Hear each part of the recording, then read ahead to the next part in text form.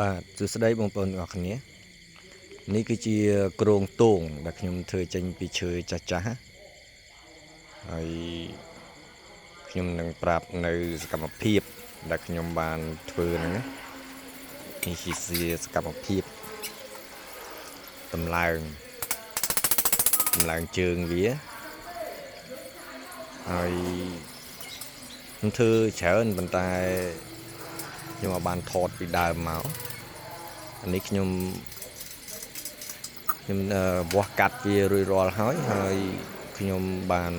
លាបវគ្គនេះឲ្យវាពណ៌ខ្មៅលោងអញ្ចឹងហើយសកម្មភាពនេះខ្ញុំដាក់យ៉ាងលឿនដោយសារអូហ្នឹងវានាទីវាច្រើនពេកដល់អញ្ចឹងទៅខ្ញុំដាក់ល្បឿនឲ្យវាឡើងលឿនអញ្ចឹងហើយធ្វើនេះតនេពីការងារតនេពីកន្លែងអូស៊ីអញ្ចឹងទៅក៏ចេះតែធ្វើទុកឲ្យកូនអង្គុយលេងធ្វើ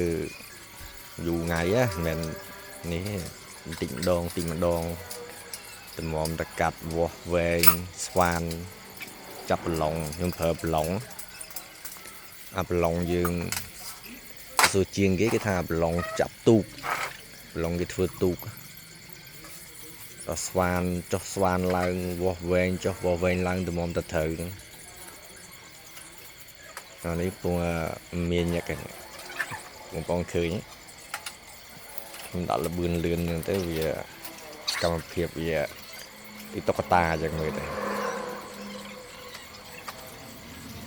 វាយអានេះពងវាយជើងឆែងវាទប់ដល់ពេលដែលយើងដាក់ទងមកវាអត់ហែកជើងចេញទៅក្រៅទេហើយធ្វើទងមិនតបានធ្វើទេតោះតែតនេពីកៅស៊ីទៀតបានធ្វើតែដកទៅហើយខ្ញុំថតអាការធ្វើទងនឹងឲ្យបងប្អូនមើលទៀតតែពេលដែលនេះធ្វើក្រងវាសិនធ្វើក្រងវាអាហ្នឹងដូចជើងក្រងហឹងតែនៅអាកៅអីអង្គុយយោកៅអីទងនោះអង្គុយយោនោះនៅអាហ្នឹងពេលខ្ញុំធ្វើអាហ្នឹងហើយខ្ញុំថតឲ្យបងប្អូនមើលអូពេញលេងមកធ្វើឲ្យអង្គុយយ៉ាងម៉េចអីចឹងហ្នឹងអរគុណច្រើនបងប្អូនសម្រាប់ការទស្សនាវីដេអូនេះមានន័យក្រៅពីពាក្យអរគុណបងប្អូនដែលបានតាមដានចាំពេលដែលខ្ញុំធ្វើរួចរាល់ខ្ញុំថតពេលកូនខ្ញុំអង្គុយលេងហើយខ្ញុំបង្ហោះម្ដងទៀតឲ្យបងប្អូនមើលបាទ